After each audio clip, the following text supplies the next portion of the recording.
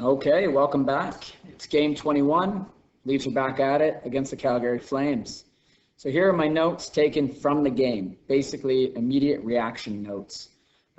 They do gradually get less and less detailed as I got more into the game because basically I just stared into the TV and forgot to write things down. Reminder, Leafs lost last game 3-0. Hutchinson was in net. Riddick, however you want to say it, doesn't matter. He stopped everything. I think he stopped 34 shots last game. His first win since 2020. He played well. Leafs probably were the better team, but Calgary's system that they employed, I guess, and their strategy, it really worked. So let's get into things. Start the game, we got the Leafs and their lovely retros, their reverse retros. And the Flames, they have their white home kit. That looks beautiful. It's a lovely looking game anyway. Hutchinson's back in the net as Freddie is dealing with a nagging injury. And Big Save Dave is back in again after that shutout on Monday. Hyman returns for the Leafs, which is great to see. Last game must have been like a maintenance day for him. Top line tonight is Hyman, Matthews, Marner. And I was very happy seeing them together early. JT, Nylander, and Kerfoot back together. That's good. You got the giraffe line, Engvall, Vesey, Mikheyev, just lanky buggers. Fourth line is Spezza, Barabanov, and Boyd. Though these lines do change throughout the game. Leafs try a whole bunch of different things, not just 5-on-5, but power play as well. Nothing really works till the end of the game. So let's get into it. First real big thing, it's Barabanov actually with a nice slick move around the D early. Feeds Boyd, but a swing and a miss. Some growing confidence there in Barabanov after playing 11 minutes last game. In last game's loss, he looked good. The D pairings, as they flow through, they're the same as last game, but at the same time, just like the forwards, you see different combinations throughout the game. Early defensive play by Matthews as he continues to help my fantasy team with his peripheral stats. He makes a nice block shot. And then the big first, I guess, chance ends up getting to the Flames because Vesey, he takes a penalty early with a cross check on Tanev. Very undisciplined. I think they called it for interference. Flames won the special teams battle on Monday. And I wrote here, Leafs need an early kill. And right away, just from the penalty kill, the Leafs benefit from Zach Hyman being in the lineup. He works hard. His effort is just mesmerizing, and I can't see how the Leafs players just don't feed off it. Him on the penalty kill right away, just his ruthlessness to get the puck out, it was great. And that ends up being, so Hyman and his effort ends up leading the Leafs to their first power play, actually, as Rasmus Andersson hooks Hyman after he tests Riddick with a very nice shot. This is after the penalty kill. On the power play, good movement early, nice save by Riddick off of Marner. And then after that, it's just rough. Basically until the tail end of the power play when Lettinen gets a puck through with Hyman in front of the net. But again, Riddick holds on. Leafs are then right back to the power play as Levo trips Spezza. And once again, it's rough. Sloppy entries, no setup. Flames making the Leafs like rush everything. Pressuring them at every turn. In the Leafs' end, in the Flames' end, they're pressuring them hard, not good. The Leafs can't get set up, and it just becomes really sloppy. So I wrote down the Leafs should do what I do for NHL 21, and that's overload the top unit. Nylander, JT, they're in front of the net and down low. You got Riley up top, Marner, Matthews, either left or right side, depending on what you want. Overload it. Let them be on for a minute 30. Heck, the full power play if you need. Get something going. Following the power play, the second one that failed, Mikheyev then uses his speed. D is caught, and they follow him. So they're caught on using his speed, basically, and they're trailing him. He then feeds it back to Lettinen, who gets a nice shot off. Lands in front of Engvall, rebound, but he gets hooked. Power play 3 for the Leafs. So they're generating chances that are leading to the power plays. The Leafs do manage to get it's set up once in that entire power play. And that's basically thanks to Jason Spezza. He just takes it in himself. But the Flames, again, they're good, aggressive kill, and they clear it. Flames just hound the Leafs throughout.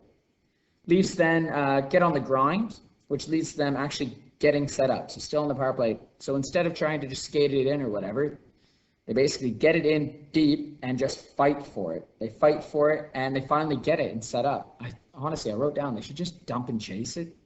Like, the Flames are going 4 across. Just dump and chase it, fight for it, and then get set up. If there's 2D or 2 or 3 Flames down there, 4 players go. Come on. Anyway, Matthews, once he gets set up, Matthews gets stopped with the right pad, then Riley with the left shoulder. And then following the power play, right after, the momentum for the Leafs finally continues, and Rittich stops Mikheyev with the right pad as well after Mikheyev cuts in from the corner to the center of the ice. Leafs then continue the pressure to close out the first period, but it stays 0-0.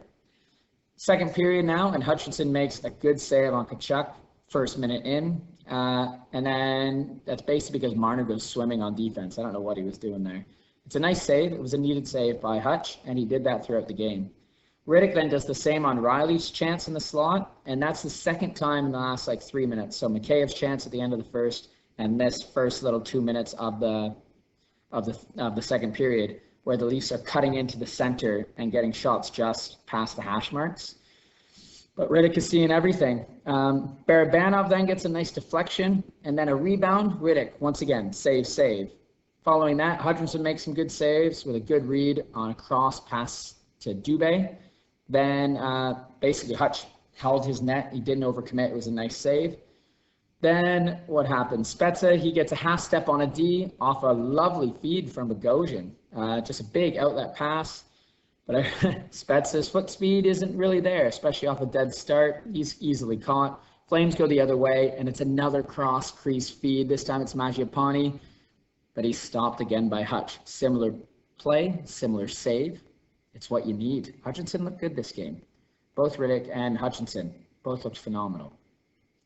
8 minutes into the second period now, and the broadcast is talking about how Tavares, he's down in his points per game, down in his goals per game, and then right when they say it, he gets a glorious feed from Matthews. He cuts out front. I'm like, this is a goal. Rittich, boom, sticks out that right pad. Amazing stretch save. He's basically keeping Calgary in the game at this point. Shots for 21-11 Leafs, and the Leafs are getting the higher level scoring chances as well. Momentum then does slow a bit as the Leafs take a penalty. However, it doesn't last long because it's the Leafs who actually get the better chance. They're on the penalty kill, so guess who gets it? Of course, Ilya Mikheyev. But he gets robbed by the right shoulder by Rittich again. Then, following that, I think it was just following the penalty kill, Matthews gets a break, basically like a half break, shoots 5-hole, Rittich reads it all the way. Again, wrote down, he's on another level tonight. Hutch then gets his turn with the save on Gaudreau, as Gaudreau does a little toe drag around. It might have been Engvall or Boyd, not sure. Steady save. Good on Hutchinson. The lanky line then go to work, basically, and they develop a nice 2-on-1, but Engvall gets taken down. That was great defending there. I forget who it was for Calgary, but Mikheyev was there in the slot all by himself. Then Mikheyev gets a chance, obviously, with his speed again, but they can't get anything on net. I wrote down, just imagine Mikheyev could finish. Just imagine, he'd easily have 10 goals, minimum by now. Period then finishes with some end-to-end chances. It's a duel out there, but it's 0-0 after 2. And basically going to the third period, it was on that mindset where it's first goal most likely wins. So beginning of the third, and Gaudreau gets the first, good chance. He tries the behind the net bank off the goalie. He actually hits Hutchinson in the shoulder, and it bounces out front. That was unnecessary danger right there. But Leafs clear it, keep it out, and it's really fast-paced to begin the third. It's a lot of back and forth. Barabanov then gets another burst of speed, gets around the D, but the defenseman just recovers, gets his stick hit, or hits his stick at Barabanov's stick as Barabanov drives the net, and he just loses control of it. But that's what I like to see for Barabanov. He played a good game tonight, played a good game the game before. That's how he stays in the lineup. Leafs then eventually finally generate some in-zone pressure. So basically up to this point in the third period, it's just back, forth, no actual in-zone pressure going on. Leafs finally get it, and that's with VC, Kerfoot, and Engvall. So like I said, you're going to see different, this whole game you saw different combinations coming in. They get some good chances. Flames are able to clear it out. Great shift after that whole back and forth for the majority of the first part of the third anyway. And again, it was basically once he dwindled the game down, first goal was winning. Boyd then draws a tripping penalty as he gets a step on Tkachuk. Again, the Leafs beats the Flames wide a couple times here. A few times, Flames are able to recover. This time, it's a penalty. Leafs are off to the power play, and at this time, it was the Leafs hadn't scored a power play in the last 10 attempts. Leafs decide, let's go with the big five. And what happens is the exact same. Leafs end up being 0 for 11 because the Flames clog up the neutral zone, allow no easy entries. And that's how it worked. They were just pressuring the whole time. Every single time the Leafs got it. The only time Leafs could get it in, other than doing dump and chase, was actually Jason Spezza. He just took it in himself, full speed, go. No little pass up, he just did it himself. That's what Marner and Matthews needed to do. Gain a bunch of speed and just go right at them. If you need to, chip it by him and go, you have the speed. Anyway, I love that Spezza was the one to get it done anyway. But when he did enter zone, he zinged it wide. Anyway, that's how it really ended, that power play, 0 for 11. Then they go Nylander, VC Matthews up together. Nylander does a nice outside-inside move, gets stopped. Then he tips Dermott's point shot just wide. And at this time, my palms were sweaty. I wasn't too confident. The Leafs were leading the charge, and I could feel like one mishap, and the Flames had it. But before that happens, before the mishap, spoilers. It was nice to see Austin Matthews get frustrated. He wasn't scoring, so him and Rasmus Andersson went at it behind the Leafs net, or behind the Flames net. Both got coincidentals, and I felt 4-on-4 was probably better than 5-on-4 for the Leafs, because then it could flow, right? They weren't trying to set anything up; they were just flowing, and it worked really.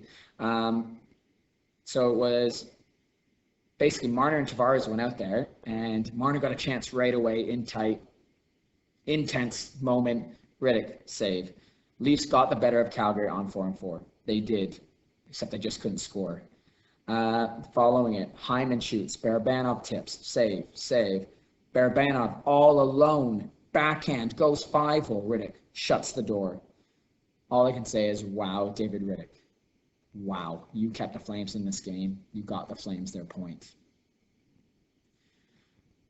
3:27 to go. Leafs lose their position. Basically, the puck goes from the sideboards down low, and I think it was miscommunication there because Hall left his man out front, but so did Engvall. I think was kind of spinning around, and anyway, it was Mangiapane ended up being open, and it was just quickly to him, off the post and in. These things happen. I knew it's a mishap. That's what happens. It was just a miscommunication, I think, there. I slammed the desk. Boom! I was pissed watching the play because I was thinking the whole time, one mistake, one little mishap, one miscommunication, one missed read, game over.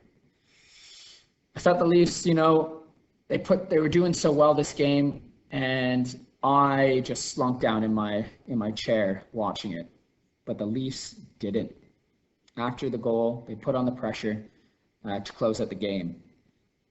Lindholm hits the post at 2:05 with the Leafs goalie pulled. 6 attackers on, but the Leafs just go. They're throwing everything at Rittich, everything. Missing the net doesn't matter. They're fighting for it. They're getting in the lanes. They're throwing everything. Crash, bang, whack. Willie Nylander on his knees. Rittich dives out to cover the puck. Nylander beats it to him, slides at 5-hole. It's 1-1. Pure determination by the Leafs there. I had all but given up. I should never do that. I should have known since, when they were down 3-0 or whatever against Columbus, and they came back and won that game in overtime during the bubble. The Leafs can do it. Pure determination there by the Leafs. 1-1, and overtime, here we go. And in reality, this game deserves OT. Both teams deserve a point. If anything, the goaltenders both deserve a point there. JT, Marner, and Riley start OT. So they don't go with Matthews and Marner. In this, though, first shot goes to Calgary. The Leafs actually gained possession first, but Calgary easily took it off them in their own zone. Lindholm comes in. The Leafs kept them out wide. Marner didn't pressure Lindholm. I think he was worried that Lindholm might get him beat. And Hutchinson was strong this game, so saw it the whole way. Lindholm shoots, hits Hutch in the crest, frees it. Leafs answer with Nylander, Hall, Matthews. Basically, the Leafs are just holding it into their zone. They're waiting to be able to do the breakout pass. Hall feeds it to the sideboards to Nylander. Nylander takes a couple strides, feeds it across the ice to Matthews. Matthews stick handles, comes over the blue line, drops it to Nylander. As he drops it, Nylander takes it wide. I think it was on Monahan, not the best defensive forward in the world.